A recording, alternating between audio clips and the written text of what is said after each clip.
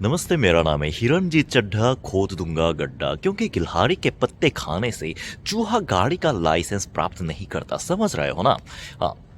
अभी मैं अपने तीसरे देश स्पेन में आ गया हूँ। स्पेन की राजधानी सबसे पहले मद्रिद गया था, और अभी मद्रिद छोड़कर मैं अपने स्पेन में दूसरे डेस्टिनेशन पल्मा दे मयोर्का नामक एक आइलैंड में पहुँच गया हूँ, जो कि अपने ऐतिहासिक चार्म और अपने सुहावने हवा के लिए पूरी दुनिया में जानी जाती है।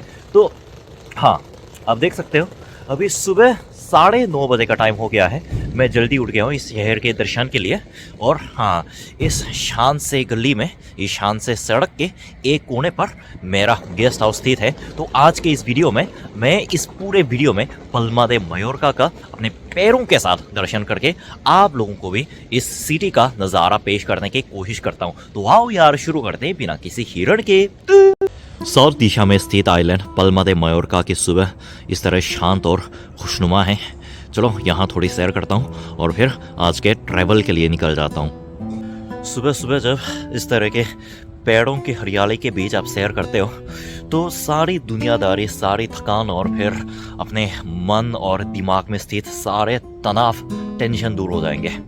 ये वजह है कि मैं जब भी नए देश में, नए शहर में आता हूँ तो सुबह अर्ली मॉर्निंग उठकर हाँ, इस तरह हरियाली के बीच में सैर करने की कोशिश ज़रूर करता हूँ। और यूरोप की सड़क की एक और मज़ेदार बात यह है कि आप कहीं पर भी चलो तो इस तरह से बहुत पुराने नज़र आने वाले पेड़ के पीछे उससे भी पुरानी उम्र वाले कैथेड्रल का दृश्य भी देख सकते हो। चलो, मुझे एक मंजिल मिल गई जो कि आज की मेरी पहली है।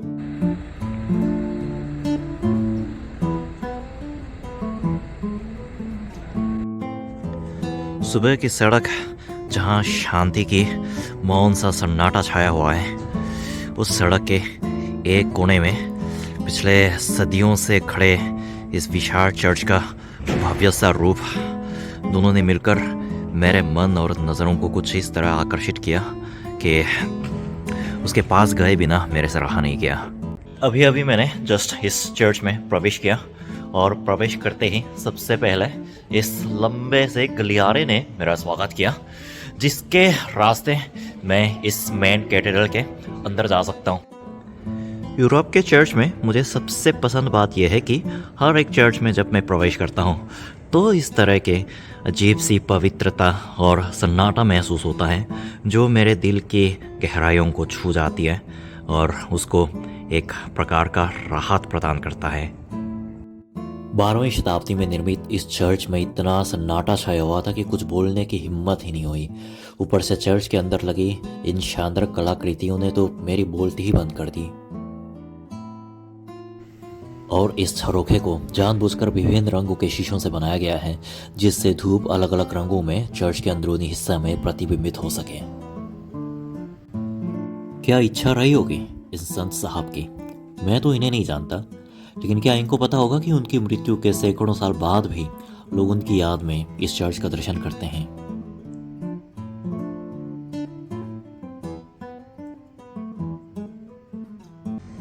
इस तरह चर्च का दर्शन ख़त्म करके बाहर आ गया। उसी शांति, उसी सन्नाटे और उसी चिड़िए की गुतरगू ने मेरा स्वागत किया।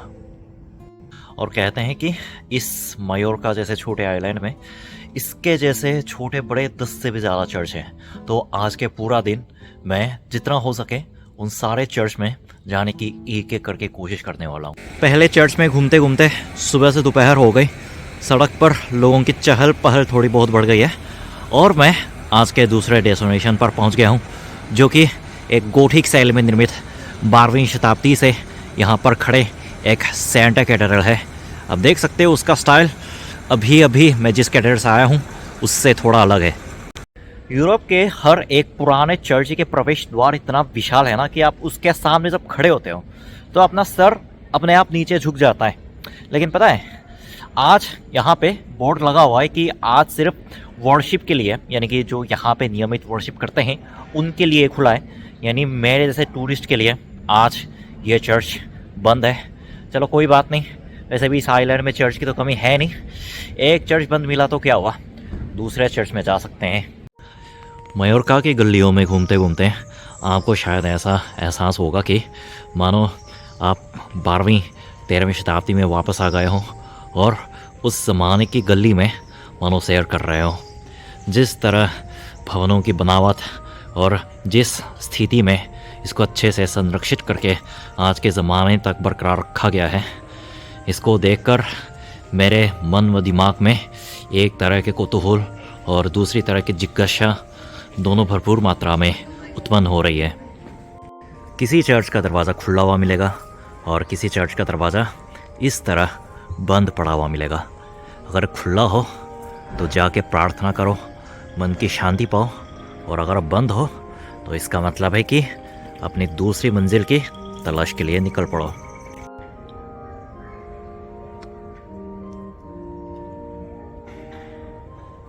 सड़क पर कई अप्रत्याशित चीज़ें मिल जाती है, जैसा कि ये बिल्ली मेरे से नज़रें चुराते चुराते गड्डी के नीचे भाग गई।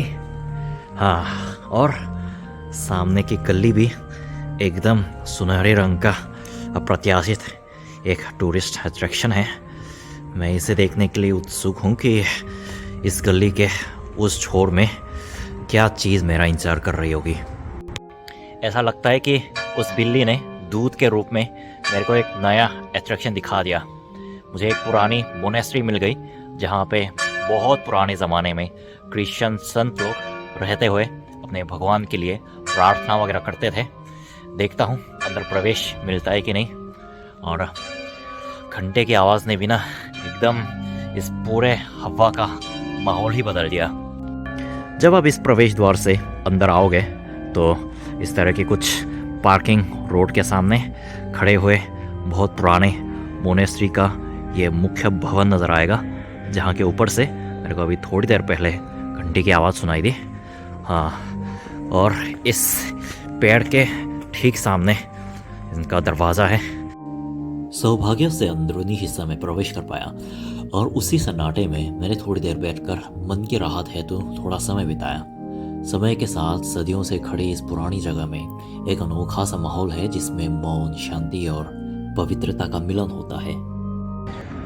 और जब दोपहर का सूरज आसमान में अपने चरम पर पहुंच गया, मैं भी आखिरकार पहुंच गया आज के अपने सबसे मुख्य, सबसे महत्वपूर्ण और इस मायोर्का का सबसे अहम आकर्षण सांता मरिया बसिलिका में, जिसका निर्माण स्पेन के सबसे बड़े और सबसे मशहूर आर्किटेक्ट गाउदी द्वारा करवाया गया था।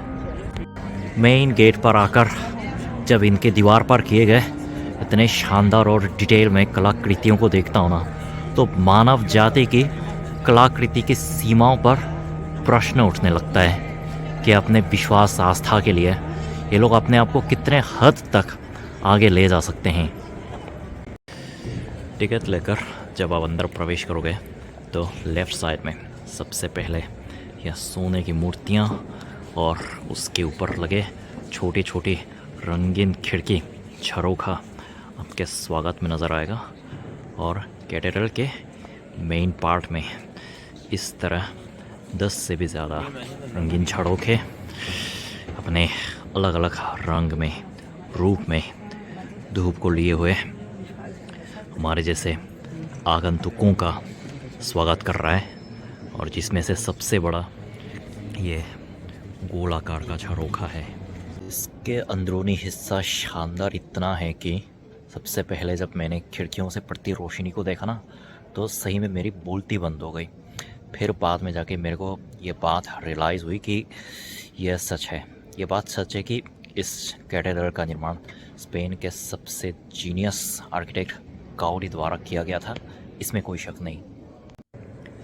कहा जाता है कि पीछे के झरोखे से अंदर पड़ने वाली रोशनी और सामने इस बड़े झरोखे से अंदर पड़ने वाली रोशनी दोनों का मिलन हो, इस चर्च का कुछ इस तरह निर्माण किया गया है ताकि कम लाइट में भी यहाँ पूजा कर रहे श्रद्धालुओं के दृष्टि में कोई बाधा उत्पन्न ना हो।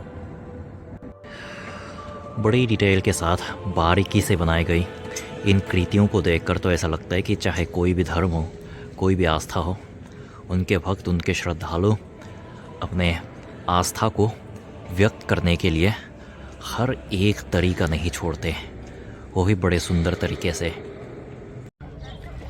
इस तरह बासिलिका का दर्शन ख़त्म हो गया। अभी जाके वहाँ से दूर पूरे बासिलिका का नज़ारा मेरे कैमरा के एंगल में आ रहा है।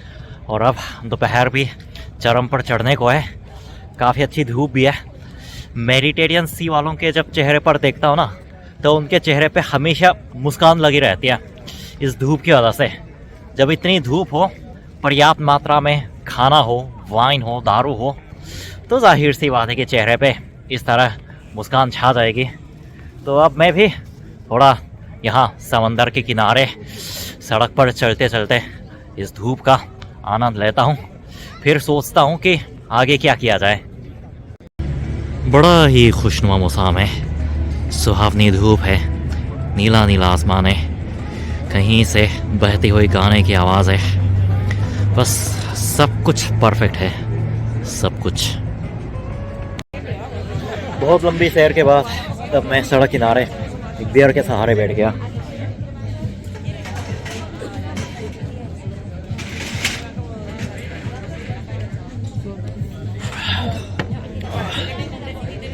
दोपहर की मस्त धूप में पिए जाने वाले बियर का स्वाद सही में लाजवाब है। हाथ में बियर और सामने ऐसा नज़ारा, नीला नीला आसमान, वाह, इसी को कहते हैं खुशी की परिभाषा। दारू पीने के बाद कुर्सी से उठ गया और हवा में बहते आ रहे मधुर संगीत की आवाज़ ने मेरे मन को मंत्रमुग्ध कर दिया।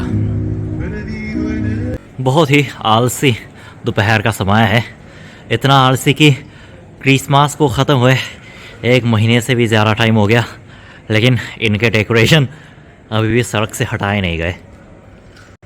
इस तरह पूरी सिटी का एक गोल चक्कर मार लिया। अब पुरानी चीज़ें ख़त्म, एक नई सड़क पर आके उतर गया हूँ।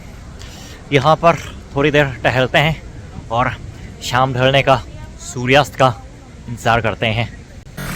पानी की आवाज़ में समेटे इस उद्यान में आज के दोपहर भी ख़त्म होती चली गई और मैं इस खुशनुमा सड़क के किनारे खड़े होकर शाम ढलने का इंतज़ार करने लगा। तो ना एक कमाल की चीज़ हो गई। मैं बताएं, धूप का मज़ा लेने नीचे आ रहा था कि सारे जहाँ पे आपको पता है कि भारत के भाई मिल जाते हैं। भाई आप बताओ कि क्या नाम है, कहाँ से हो?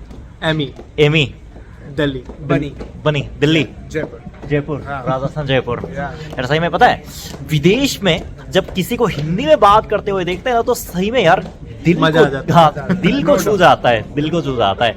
और एक बात की पुष्टि आज फिर से हो गई कि इंडियन लोग हर जगह है। अच्छा लगा भाई मिलके। अरे भाई बहुत मजा आया तुमसे मिलके, मुझे भी बहुत अच्छा लगा। अभी देखो चाचा के साबुन के गुब्बारे देख मेरे बचपन की यादें ताज़ी हो गई। और ये हमारा दिल्ली वाला भाई फ़ोटो लेने में मगन है। और क्या भाई। एक कोने में शाम धीरे धीरे सूरज के साथ ढलती चली गई और शांत से तालाब के ऊपर प्रतिबिंबित इस चर्च के दृश्य और आसमान की नीलिमा दोनों ने मेरा दिन बना दिया। अभी अभी 2 इंडियन भाइयों से अलविदा ले लिया। चाहे कोई भी देश हो, हिंदुस्तान हो, कोरिया हो या फिर यूरोप का एक देश, हिंदी में इंडियन भाइयों से बात करने में बड़ा मज़ा आता है, कुछ अपनापन सा लगता है। सूरज ढल गया, शाम भी अपने चरम पर है। सड़क किनारे लगे इस रेस्टोरेंट पर लोग खुशी के साथ अपना खाना एंजॉय करते हुए नज़र आ रहे हैं। आज का दिन इस तरह खुशनुमा तरीके से समाप्त हो गया। तो बस यार आज की वीडियो में इतना ही। उम्मीद करता हूँ इस एक वीडियो के माध्यम से एक नई जगह का दर्शन करने को मिल गया होगा। मैं वापस आऊँगा और मज़ेदार वीडियो के साथ। तब तक क्या करो, सावधान रहो, सुरक्षित रहो, सीख है को सबक सबको। जय साउथ कोरिया, जय भारत।